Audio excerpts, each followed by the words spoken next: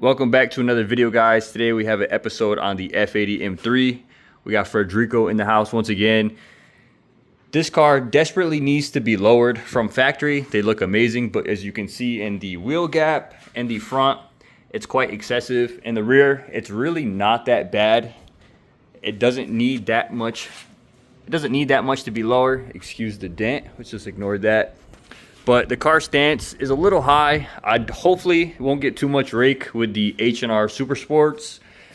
I ended up ordering these like a week or two ago, and when I got them, slightly confused because if you guys are familiar, the Super Sport springs are red and the normal Sport springs come in this blue color, but they are the matching part numbers, and I reached out to the manufacturer and they said that all these springs are now coming in this blue color.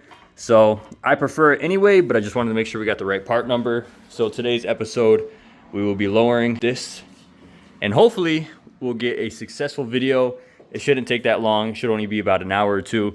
Relatively simple for this car. So let's go ahead and hop straight into it. Kind of just picking up in the middle of this. I did this with my black F80, but I had somebody else do it while I basically watched. So I think everything's okay. This is a super simple job, but this car was in Florida, so not everything is cooperating. And surprisingly, again, my black car had none of these issues and I did not prepare for this. So I assumed my boots would be good because the other car was. This boot is all destroyed, so I need a new boot for sure. A little confused on the bump stop because the stock BMW one, the cone is facing down and the words and the lettering is still legible. And I'm assuming that needs to be this way because when the bump stop hits, it needs to be the flat surface, which is the little cup inside the strut or the strut mount.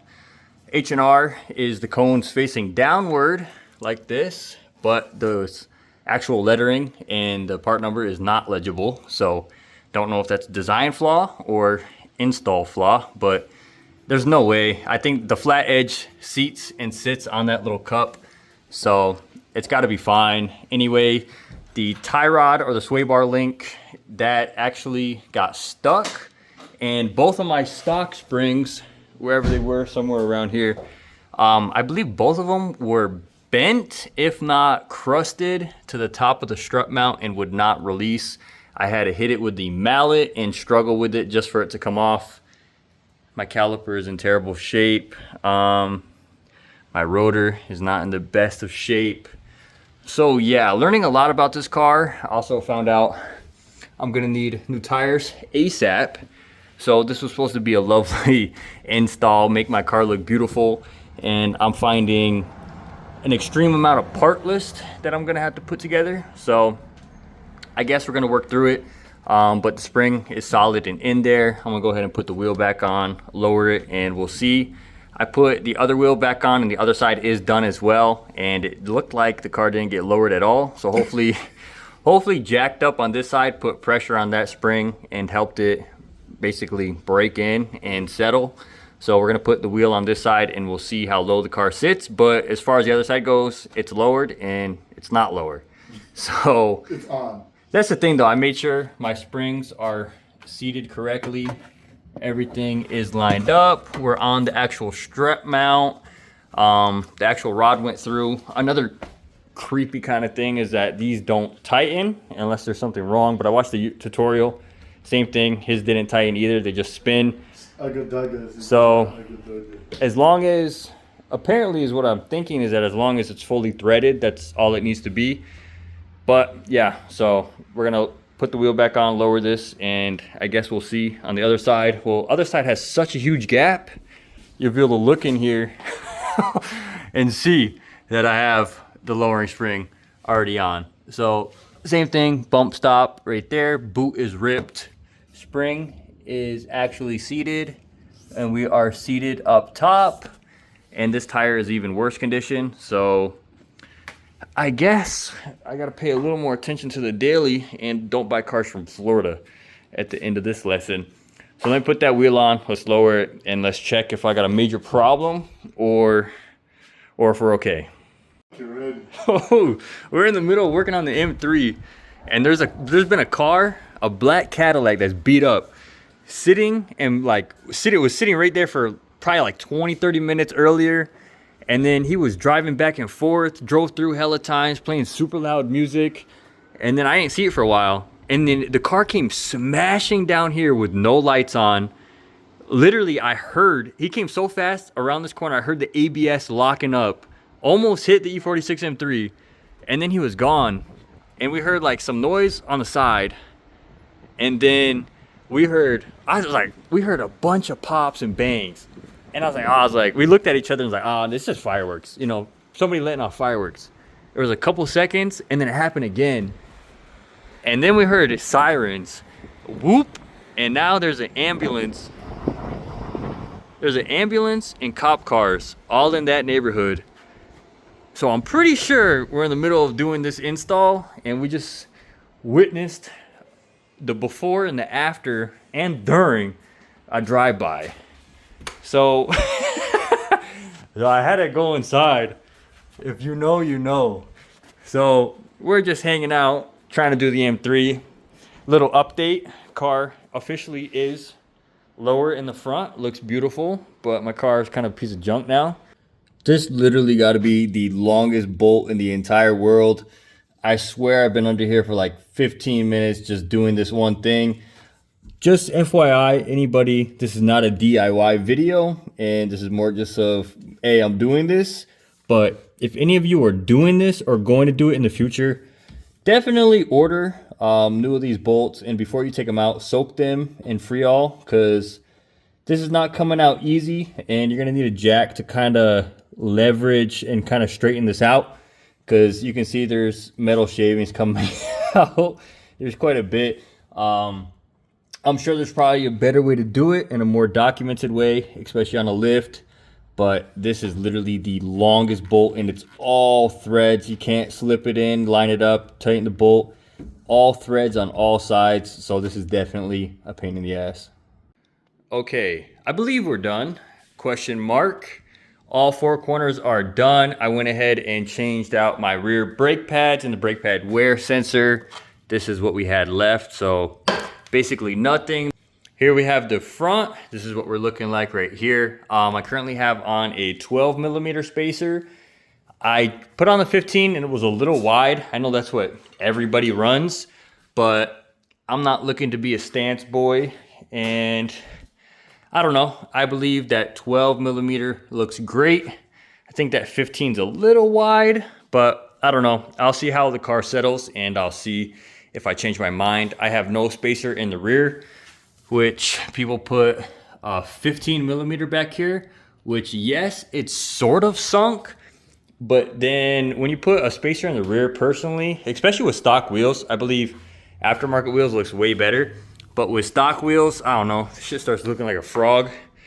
And I don't know. Again, we're gonna let the car settle, and then I guess we'll play with some spacers and dial in some fitment. But here's how we're sitting in the rear.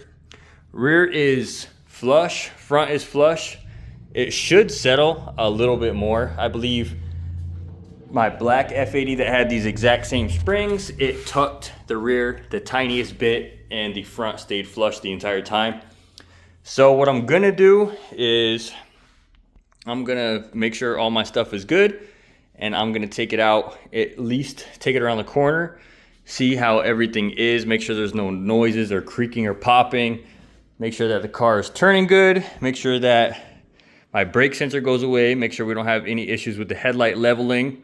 Cross my fingers for all of this, and yeah, we'll just make sure that everything is good and seated, and then we'll let it settle. It's stupid windy outside right now, but we are fully complete.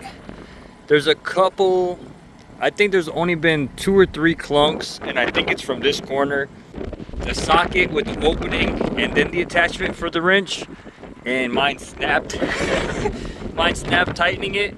So I'm gonna have to get a better socket and just crank that down a little more and make sure it's solid. But other than that, it's super good. I'm gonna go ahead and probably order the rubber boots for the front. I apologize for not filming too much last night. It was extremely windy, and this took way longer than expected. So here we have it, somewhat more settled. I believe this should be as settled as possible. We are still barely flush in the rear. There's no finger actual gap. It's about to be tucking. I think this is as settled as it get. I don't think it should get any lower. Coming over here to the front, I apologize for any wind noise. We're still almost 2 fingers away, so I believe this should be lower. I'm gonna have to look at some old pictures and see, but it's definitely lower in the rear. It's definitely lower in the front, but it doesn't seem to be as slammed as I remember. It looks great, but honestly, it doesn't need to be that much lower. I think the front looks great. The rear does look great too. So this should be a good point for the car to sit. All right, we're gonna go ahead and close out this video for the F80 M3. The lowering springs are on and settled. The car is at its final ride height right now. I wanna kind of touch on a part of the video that I rewatched and mentioned. This is like a day or two later. I went ahead, I already had one of these and I used it, but when I used it, again, it was so cheap of a socket and it's kind of hard to find these in good quality.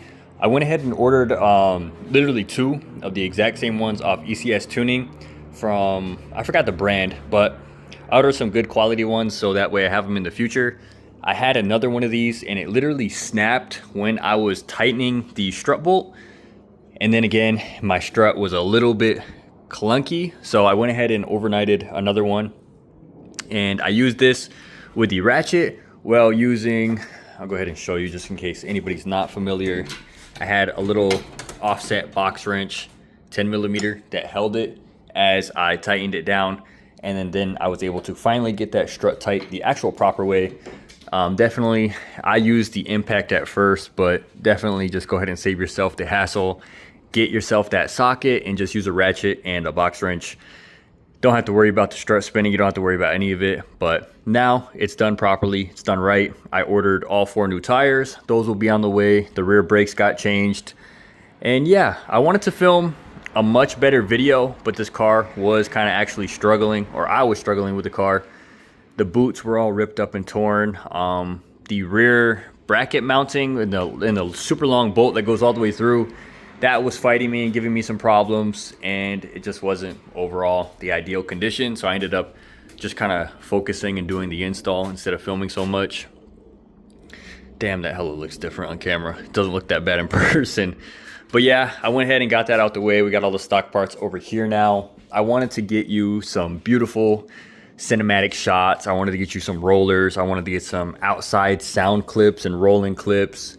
But Frederico ended up having to go home early and I still wasn't done with this. I was barely halfway.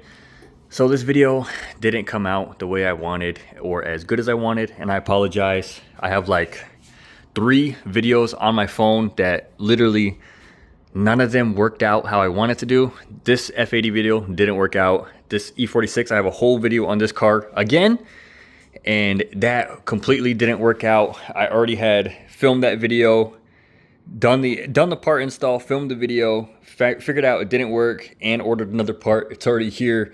We're already gonna go to another episode of that. So I'm not sure how I'm gonna edit all this together.